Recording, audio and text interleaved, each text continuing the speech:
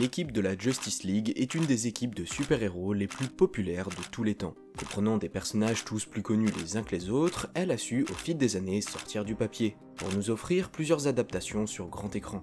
La version sortie au cinéma de 2017 et la Snyder Cut sortie en 2021 en streaming. Mais est-ce que vous saviez que George Miller, le papa de Mad Max Fury Road et Furiosa, avait il y a plus de 10 ans essayé lui aussi de faire un film sur cette équipe? Eh bien si ce n'est pas le cas, je vous propose qu'on se penche ensemble sur cette histoire en parlant du film abandonné Justice League Mortal de George Miller. Ah oui, et n'hésitez pas à vous abonner en activant la cloche, ça me soutient énormément.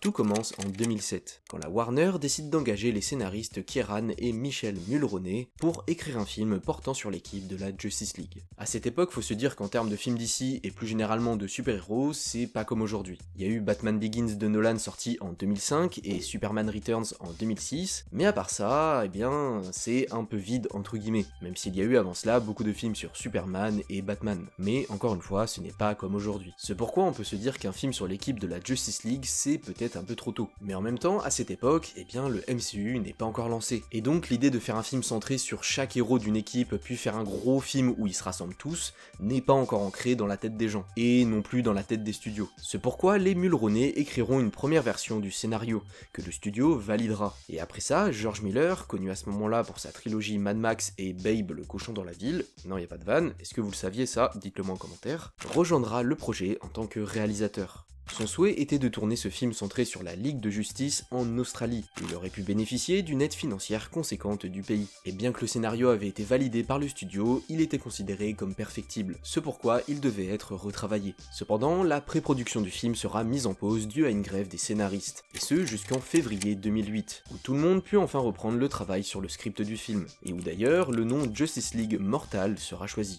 Mais tout ne se passera pas comme prévu, car au final, bien que le film devait commencer son tournage mi-avril 2008 pour une sortie en salle à l'été 2009, la date de sortie du film sera un peu retardée, car George Miller annoncera que la production du film avait été déplacée au Canada, dû au refus du gouvernement australien de leur accorder une réduction de taxes de 40%, car le casting ne comportait pas assez d'acteurs du pays. Mais bien que délocalisé, le film devait quand même se faire. Et suite au décès de Mary Allen, engagée sur le film pour concevoir les costumes, Weta Workshop prendra le relais, donnant une chance à sa filiale Weta Digital pour concevoir les effets spéciaux numérique. Mais en août 2008, le deuxième volet de la trilogie de Christopher Nolan sur le Chevalier Noir sortira. Et comme vous le savez sûrement, ça sera un énorme succès. Genre, vraiment. Et vu que Nolan avait un droit de regard sur les adaptations du Chevalier Noir sur grand écran, et qu'il ne voulait absolument pas introduire l'équipe de la Justice League au sein de son univers, ainsi que tous ses héros et ses vilains, et que la Warner ne souhaitait pas faire coexister deux versions de Batman en même temps dans les salles, il sera décidé d'attendre la sortie du troisième et dernier volet de la saga de Nolan pour se décider sur est-ce que ce film Justice League Mortal existera ou non. The Dark Knight Rises sortira alors à l'été 2012, puis avec le succès du reboot de Superman dans Man of Steel, il sera décidé de continuer sur cette lancée, et d'annuler complètement le film Justice League Mortal de George Miller. C'était il y a bien 7 ans je crois, et il y avait un super scénario. Chez Warner, ils se sont dit faisons-le, faisons Justice League. Mais la grève des scénaristes menaçait. On a dû faire le casting très rapidement, avec le département casting de Warner, et on a monté le projet très rapidement. Tout était fait en fonction d'une certaine date de début de tournage, et d'une certaine réduction d'impôts qui venait d'être instaurée en Australie. Mais il fallait se décider très vite, et c'était une décision trop importante pour eux. Donc tout s'est effondré, le film s'est effondré. On a failli le faire, mais ça arrive plein de fois, quand un film semble prêt à se faire, quand les astres semblent propices mais ils ne le sont pas. Voilà pour ce qui est de l'histoire du film Justice League Mortal de George Miller. Alors oui je sais, c'est plus court que d'habitude, mais en même temps c'est un peu tout ce qu'on sait sur le processus de création de ce film. Du coup je ne pouvais pas faire plus long. Normal. Par contre, ce n'est pas du tout ce qu'on sait sur le film, car on peut encore parler de quelques trucs, et notamment du casting. Comme vous l'avez compris via la citation de Miller juste avant, lors de la production du film, ils ont dû faire les choses assez vite, et tout ne s'est pas passé comme prévu. Néanmoins, on connaît de manière certaine qui aurait pu jouer quel personnage. Déjà, l'équipe de la Justice League devait compter 7 membres précisément. Batman, Superman, Wonder Woman, Aquaman, Flash, Martian Manhunter, et enfin, Green Lantern. Pour l'homme d'acier, ça aurait dû être DJ Cotrona qui aurait dû pu l'interpréter. Un acteur que vous connaissez pour pas grand chose malheureusement. Pour le Chevalier Noir, on aurait dû voir Armie Hammer, un acteur assez connu qui a joué dans pas mal de choses. Pour l'Amazon, ça aurait dû être Megan Gale, que vous avez sûrement vu dans Mad Max Fury Road. Et oui, comme quoi elle a fini par collaborer avec Miller. Adam Brody aurait dû donner ses traits au Bolide écarlate, le rappeur Common au Green Lantern John Stewart, oui, ça ne devait pas être Hal Jordan dans le film, Aquaman devait être joué par Santiago Cabrera, et enfin le limier martien aurait dû être joué par Hugh Keansburn, que vous connaissez évidemment puisqu'il a joué dans le tout premier Mad Max ou encore Fury Road, sous les traits d'Immortan Joe. Ça c'est pour ce qui est du casting principal, mais le film devait aussi nous introduire quelques autres personnages, comme Iris West, interprétée par Zoe Kazan, Wally West par Anton Yelchin, Talia al Ghul par Teresa Palmer, ou encore le personnage qui aurait dû faire office de méchant dans le film, Maxwell Lord, qui devait être joué par Jay Baruchel. Et vous vous en doutez, même si le film fut annulé avant d'avoir pu commencer son tournage, la production du film était quand même assez avancée. Assez justement pour tourner le film, ou presque. Et donc on sait encore certaines choses intéressantes, et notamment sur les costumes. Tout d'abord, on peut parler du personnage de Wonder Woman et de Martian Manhunter, qui sont les deux desquels on a les photos avec les meilleures qualités. On peut constater que pour le limier, son costume est entièrement fait en maquillage et en prothèse, contrairement aux versions du perso qu'on a pu voir jusqu'à aujourd'hui. Et je sais pas vous, mais je trouve que ces photos puent les années 90-2000 à plein nez. Je sais pas trop comment l'expliquer, mais c'est vraiment le sentiment que j'ai en les voyant. C'est pas forcément une mauvaise chose. Et on a aussi eu quelques autres visuels liés au personnage et au costume. Mais bon la qualité n'est pas top si vous voulez mon avis. Mais cette image a l'air bel et bien officielle car on peut reconnaître le martien et tout son make-up. Et toujours lié au personnage, on sait aussi certaines choses liées à la préparation des acteurs pour leurs rôles respectifs, ainsi que sur le costume du Chevalier Noir. Mais ça, Armie Hammer, l'acteur de Batman, vous l'expliquera mieux que moi. Nous avions un neurochirurgien, un psychiatre et un expert en Joseph Campbell, et toutes ces personnes à chaque réunion de table que nous avons eue pendant 1 mois et demi. Ensuite, tous les acteurs s'entraînaient également en fonction de leur personnage. Par exemple, Flash, joué par Adam Brody, s'entraînait avec des bandes élastiques pour être rapide et nerveux. Aquaman, interprété par Santiago Cabrera, nageait beaucoup, et Miller l'envoyait nager avec des dauphins en Californie du Nord pendant des heures, afin qu'il s'habitue à être entouré de créatures marines. Quant à Batman, il était le seul humain de la Justice League. Il devait être un artiste martial accompli, ainsi que l'ultime détective.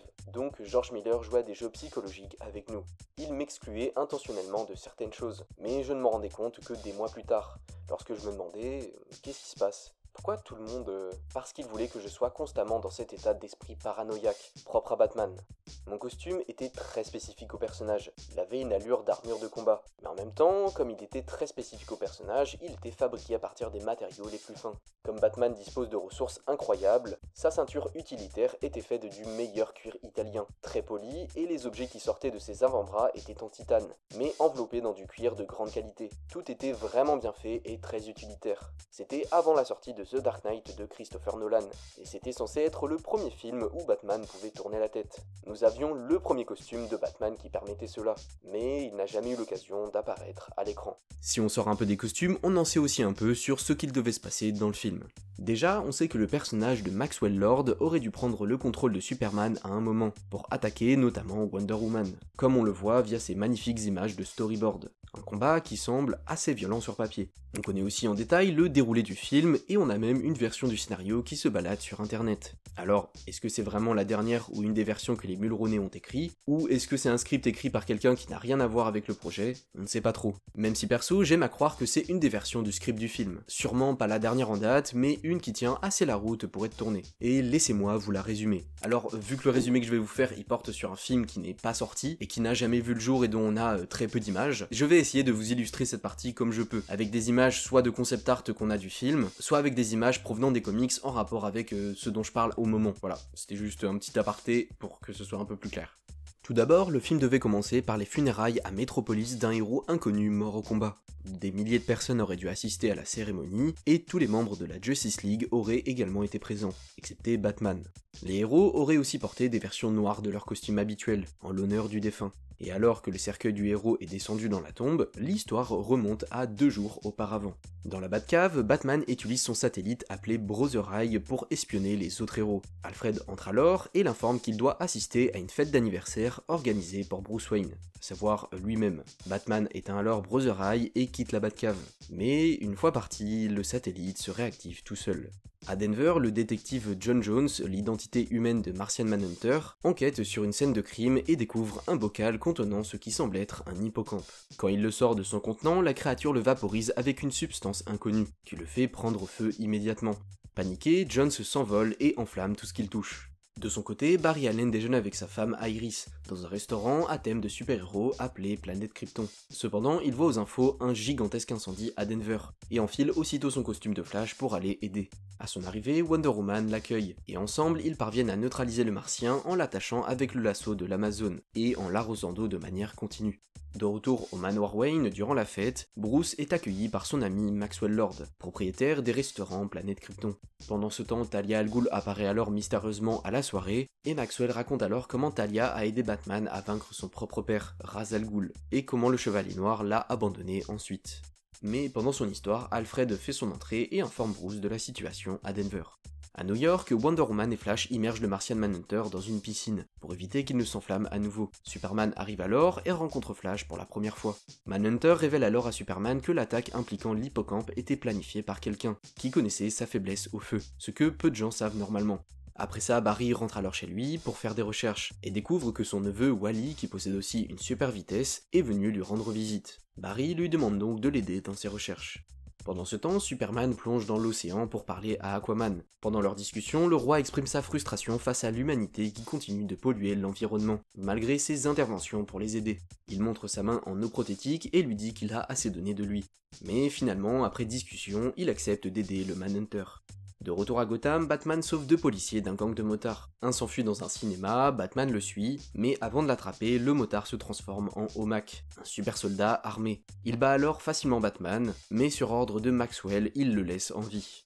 De retour dans la Batcave, le Chevalier Noir tente d'accéder à Brother Eye, mais le satellite lui dit qu'il n'a plus le contrôle. À New York, l'architecte John Stewart, alias Green Lantern, est victime d'une attaque qui le rend aveugle, et il perd ainsi le contrôle de son anneau, ses constructions énergétiques détruisant son bureau. De son côté, Aquaman est piqué par un moustique robotique, ce qui lui donne une phobie de l'eau. Il arrache même sa main en eau, mais le Manhunter voit une opportunité et l'utilise comme une armure pour empêcher son corps de brûler. Tous les héros se retrouvent alors à la forteresse de Solitude, rejoints par Batman, gravement blessé après son combat contre OMAC. Il révèle qu'il utilisait Brother Eye pour surveiller les faiblesses des autres héros au cas où il se retournerait contre l'humanité. Wonder Woman furieuse le frappe, ce qui le fait tomber à genoux. Et à ce moment-là, Flash reçoit un appel de ce qu'il pensait être sa femme. Mais un Nanobot sort du téléphone et se fixe à sa colonne vertébrale, faisant vibrer son corps de manière incontrôlable. Mais Wonder Woman réussit à l'attraper avec son lasso pour l'empêcher de disparaître sous la terre. Batman découvre alors que Brother Eye a enregistré un dossier sur lui, révélant que sa faiblesse est l'amour. Il réalise au même moment que Talia avait placé un dispositif dans sa bouche lors de leur dernier baiser. Les héros retirent alors les nanobots du corps de Flash et d'Aquaman, guérissant ce dernier de sa phobie de l'eau. Le Manhunter se soigne aussi de ses combustions spontanées, tandis qu'Aquaman récupère sa main en eau et guérit Green Lantern. Flash et Wonder Woman se rendent après ça dans un restaurant Planète Krypton, rejoint par Wally. Ensemble, ils découvrent que Maxwell Lord est derrière le projet OMAC, qu'il utilise la nanotechnologie pour transformer les humains en soldats, qu'il contrôle par la pensée. Maxwell se révèle alors et ordonne à Brother Eye de lancer la phase 1 de son plan, et ainsi beaucoup de gens à travers le monde se transforment en OMAC. Les héros, y compris un Flash transformé en OMAC Ultra, combattent les super soldats. Mais face à une telle situation désespérée, Barry ne voit pas d'autre choix que de se sacrifier en atteignant la vitesse de la lumière, afin de détruire Maxwell Lord et son armée de super soldats. Les héros ont réussi à triompher, mais au prix de la vie du bolide écarlate. C'est alors qu'on retourne dans le présent à la forteresse de Solitude, où tous les héros décident de s'unir sous la bannière de la Justice League, mais aperçoivent à ce moment-là une nouvelle menace venue de l'espace, Starro le Conquérant. Voilà en gros ce qu'il devait se passer dans ce Justice League mortal. Alors, encore une fois, rien n'est sûr. Il est toujours possible que ce ne soit pas exactement le scénario tel qu'on l'aurait eu si le film était sorti. Mais malgré tout, ça donne une bonne idée de ce à quoi ça aurait pu ressembler, et ça c'est plutôt cool. J'aime personnellement bien l'idée de la mort du héros au tout début, dont on ne connaît pas vraiment l'identité, elle est un peu tenue secrète par le scénario, et qu'à la fin on se rende compte que ce héros, c'est Flash. Et le Flash qu'on voit à l'enterrement, c'est son neveu Wally. Je trouve ça forme une bonne boucle, je sais pas trop ce que vous en pensez. C'est en vrai un peu bizarre de se dire que si le le film était sorti en tant que tel, donc c'est-à-dire entre 2008 et 2009, on aurait eu autant de persos d'un coup, alors qu'il n'y avait aucun univers établi avant cela. Toute la Justice League et leurs proches, Talia al Ghul et par extension son père et sa ligue, même si évidemment j'imagine qu'on les aurait pas vus, Maxwell Lord en tant que méchant, Omax, Starro, enfin bref, on aurait eu tout ça dans ce film, et ça aurait pu être tellement différent par rapport à ce qu'on a actuellement quoi, c'est-à-dire pas grand chose en termes d'univers. Si tout s'était passé comme prévu entre guillemets, le MCU et le DCU auraient pu être vraiment